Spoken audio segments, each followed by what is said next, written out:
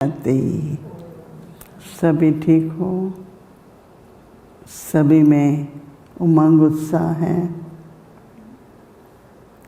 उमंग उत्साह तब होता है जब कुछ अनुभव होता है, कुछ प्राप्ति होती है और ऐसा महसूस होता है कि मेरे स्व में परिवर्तन आ रहा है। परिवर्तन जब हम ज्ञान में शुरू में आते हैं तो बहुत तरह एकदम होता है। भोजन शुद्ध होना चाहिए, रोज़ सवेरे अमृत वेले उठना है, वस्त्र कौन से डालने हैं, भाषा कौन सी बोलनी है, ये सब बातें शुरू में आते हैं और परिवर्तन में आ जाती हैं। तो हमारी जीवन नई जीवन बन जाती है, जिसको हम कहते हैं कि हम ब्रह्मा मुख वंशावली बाबा के बच्चे ब्राह्मण बनते हैं। पहले लक्षण शूद्र के थे, क्षत्रिय घराने के थे, वैश्य घराने के थे और अभी हैं ब्राह्मण। शूद्र बना होता है कि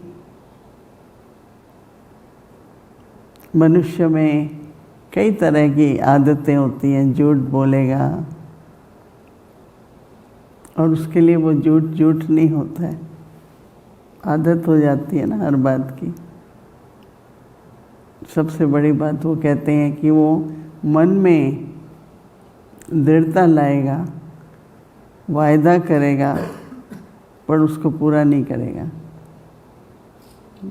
कि अब मुझे ये नहीं करना है, मुझे अभी नहीं करना है, लेकिन फिर देखेंगे आप कि वो करता है। तो हमें जो ये कलयुग के संस्कार कहो, और फिर उसके बाद क्या होता है,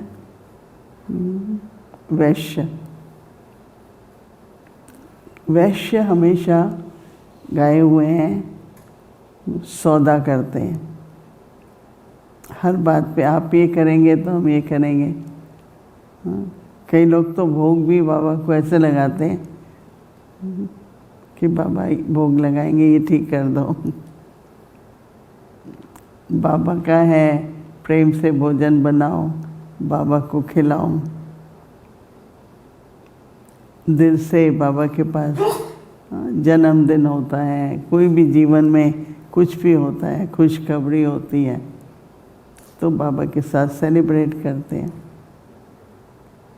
तो हम लोग कलयुग के बाद कब कहाँ आ जाते हैं, द्वापर युग में। तो द्वापर युग की जो संस्कार हैं, फिर आते हैं हम त्रेता में क्षत्रिय घराने के संस्कार। क्षत्रिय माने जाते हैं युद्ध के लिए। उनको अभी तक अपने हर बात में युद्ध करना पड़ता है, अपने में परिवर्तन लाने के लिए, दूसरों के साथ व्यवहार और संबंध के लिए। क्षत्रिय संस्कार वाला योद्धा की तरह होता है। हर बात पे जिद, हर बात पे आर्ग्यूमेंट, किसी भी तरह का फाइटर है, किसी तरह का भी झगड़ा। जब संगम युग पर आते हैं तो ब्रह्मा बाबा की मुखवंशावली है, पवित्रता है, शांति है, सुख है, और हर बात में खुद महसूस करेंगे कि सफलता भी है और संपन्नता भी है। अभी हम संगम युग पर हैं और हमको जाना है सतयुग में। तो संगम युग में प्राप्तियाँ बहुत हैं, श्रेष्ठ कर्म कमाते हैं सारे चक्र के लिए, भाग्य बनाते हैं। तो अगर ठीक तरह से ध्यान में रहे तो उमंग उत्साह बना रहता है। नहीं तो क्या होता है, धीरे धीरे उमंग उत्साह कम हो जाता है। कम होता है तो फिर पुरुषार्थ कम होता है, फिर अनुभव कम होता है, फिर धीरे धीरे माया जो है वो अपनी तरफ खींच लेती है। फिर हैं ब्राह्मण, हैं बाबा के, लेकिन पुरुषार्थ के अंदर स्टडी करने में, धारणा करने में, होमवर्क करने में थोड़ा आलस्य आ जाता है, अलबेलापन होता है। बाबा तो हर महीने, हर दिन न केवल मुरली मिलती है, ब्लेसिंग मिलता है, अव्यक्त इशारा मिलता है। मैं तो कहती हूँ कि बाबा मधुबन से हम बच्चों को रोज़ मिले, बच्चों को रोज़ प्राप्ति हो। जैसे शरीर का भोजन है, शरीर की सफाई है, ये तो नहीं कहेंगे कि हफ्ते में एक बार करते हैं, एक दिन छोड़ के एक दिन करते हैं, नहीं, रोज़। बाबा तो और ही कहता है 2 बार करो, सवेरे, फिर दिन भर। कोई जॉब करते हैं, कोई कर्मयोगी हैं, जैसे ही पूरा हो जाओ, अच्छी तरह से स्नान करो, फ्रेश कपड़े डालो, संध्या के समय आकर के योग में बैठो। तो 2 बार, मुरली भी 2 बार, स्नान भी 2 बार, हर प्रकार से बाबा। तो उससे क्या होता है, फ्रेश रहते हैं। लेकिन उसी तरह से ही कर्मयोगी हैं, फिर आके सीधा योग में बैठ जाएंगे। थोड़ी अपनी तैयारी तो करनी पड़ती है ना। तो इसलिए ये युग ऐसा है जहाँ पर हमारी जीवन मूल्यवान है। दुनिया के चिंताओं से, झंझट से, बंधनों से हम मुक्त होके हम बाबा के बने हैं। तो बाबा का बन के रहने का भी एक अच्छा रिकॉर्ड रखना चाहिए। किसी ने कहा कि मैं जब से बाबा से बनी हूँ, मैंने ये कभी नहीं किया या ये कभी नहीं किया, या मतलब छोड़ दिया, तो छोड़ दिया नहीं। क्योंकि अगर संस्कार इमर्ज होंगे, फिर आदत रिपीट होगी, फिर कब चेंज होंगे। भाग्य बनाने का युग है। थोड़ा सा अपने ऊपर अटेंशन रख के आप सभी सोचो, आप तैयार हैं? हाँ, तपस्या के लिए ज्वालामुखी तैयार है? सभी करेंगे ना? हर एक देखो कि अभी मेरे में जैसे शांति है, शक्ति है, शांति की शक्ति, तो पहले से और अब में मेरी परसेंटेज कितनी बढ़ी है। क्योंकि जब शांत मन होगा तो व्यर्थ सोचने को इंटरेस्ट नहीं रहेगी। मैं क्यों इस बात में जाऊं, मैं क्यों इस बात में जाऊं। कई होते हैं वो हर बात में और विस्तार में और विस्तार में। मैं तो आजकल देखो, बातें भी आती हैं, परिस्थितियाँ भी आती हैं, सिर्फ यहाँ नहीं, सारे विश्व की बात है। तो पहले तो यही सोचती हूँ कि मैं कितना इसमें इन्वॉल्व होना ज़रूरी है मेरा। बाबा को याद करती हूँ, बाबा से उत्तर मिल जाता है, बस वो उत्तर दे देती हूँ और अपनी बुद्धि और मन को फिर अपना साइलेंस कहो, शांति कहो, तो शांति का मतलब ये नहीं कि हम बैठ गए, मन शांत हो गया, पर दिन भर जैसे समुद्र में लहरें आती हैं, तो इसी तरह से संसार सागर में परिस्थितियों की लहरें आती रहती हैं। बैठे बैठे ये बात हो गई, ये हो गया, ये हो गया, परंतु नहीं, बाबा बहुत दादी जान की भी खास कहती थी। दादी गुलजार ने एक बार कहा कि कोई भी बात आप लोगों से बड़ी नहीं है, कोई बात भी आपसे बड़ी नहीं है। आप लोग बात को बहुत बड़ा कर देते हो। बात का सारांश निकालो और उसको ठीक कर दो।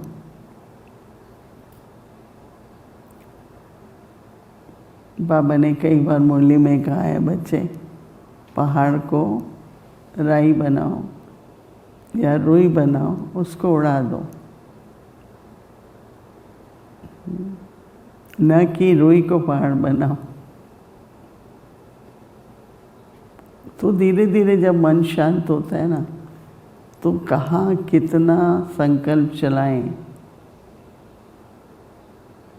या ये संकल्प हम सेवा में लगाएं, ये संकल्प हम वातावरण बनाने में लगाएं। क्योंकि अभी संगम पर क्या है, कलयुग जा रहा है, सतयुग आ रहा है। तो जो जा रहा है तो वो जाने देना। तो तपस्या का मतलब कि लंबा समय कोई भी एक शक्ति, चाहे वो शांति है, मन कितना एकाग्र होता है, कितनी देर तक साइलेंस, निर्संकल्प रहता है, वो हमें देखते रहना है। बढ़ रहा है ना, पहले से बढ़ रहा है। तो ज्वाला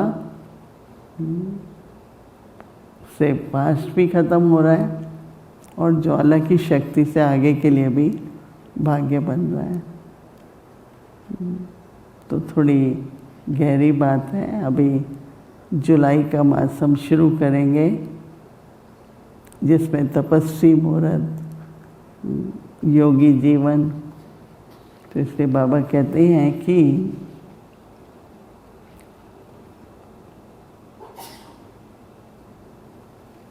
बाबा हमको टाइटल दे रहे हैं, महान तपस्वी आत्माएं। तपस्वी को महान मानते हैं, बाबा कहते हैं ना। तो बाबा कहते हैं कि आप महान तपस्वी आत्माएं ज्वाला रूप, अब इसको बाबा फिर कह रहे हैं, शक्तिशाली याद के द्वारा। तो ज्वाला रूप क्या है? शक्तिशाली याद क्या है? बाबा के प्रेम में समा गए, तो वो प्रेम की शक्ति है। निश्चय है, बाबा पर विश्वास है, वो गुण में हम एकदम अटल रहें, सदा काल रहें। तो जितना जितना निरंतर स्थिति रहती है, वो ज्वाला जलती रहती है, लेकिन होती है फिर चली जाती है, नहीं, निरंतर रहे। तो बाबा कहते हैं शक्तिशाली याद के द्वारा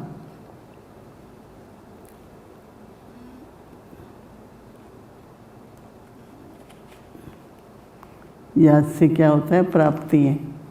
प्राप्तियों की किरणों की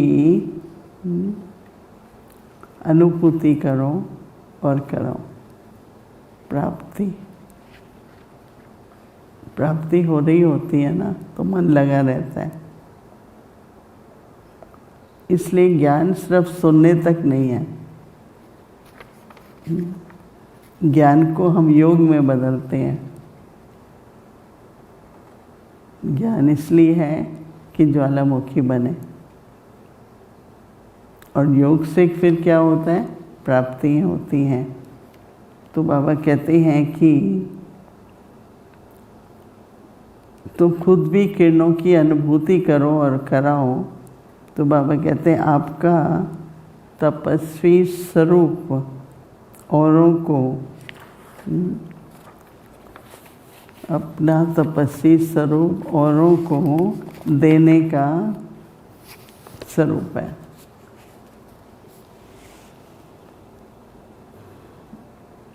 तो बाबा कहते हैं जैसे देना कैसे होता है, ऐसे थोड़ी देंगे, क्या करेंगे? जैसे सूरज, क्या होता है? सूरज की किरणों से क्या होता है? रोशनी देने की। अभी किरणा ये तो नहीं कि मुझे इसको देना है, नहीं, लेने वाले लेते हैं।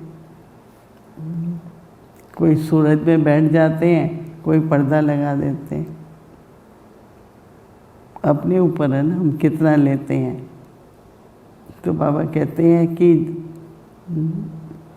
जितनी प्राप्ति की अनुभूति कराते हैं, ऐसे आप भी अपने तपस्वी स्वरूप द्वारा शांति और शक्ति की किरणें देते रहो। सूरज का उदाहरण बहुत अच्छा है। बस चमकता है, ये नहीं किसको देना है नहीं देना है, चमकता है, लेने वाले ले लेते हैं। आप भी स्वरूप बनो, उस शक्ति लेके बैठो तो आत्माएं लेती रहेंगी। आपके स्वरूप से औरों को भी प्राप्ति होती रहेगी। कुछ क्षणों के लिए शांति और शक्ति, या कहेंगे शांति की शक्ति, वो ऐसा स्वरूप हम बनाएं और ऐसे बिल्कुल उस स्वरूप में बैठो कि एक भी संकल्प और ना आए।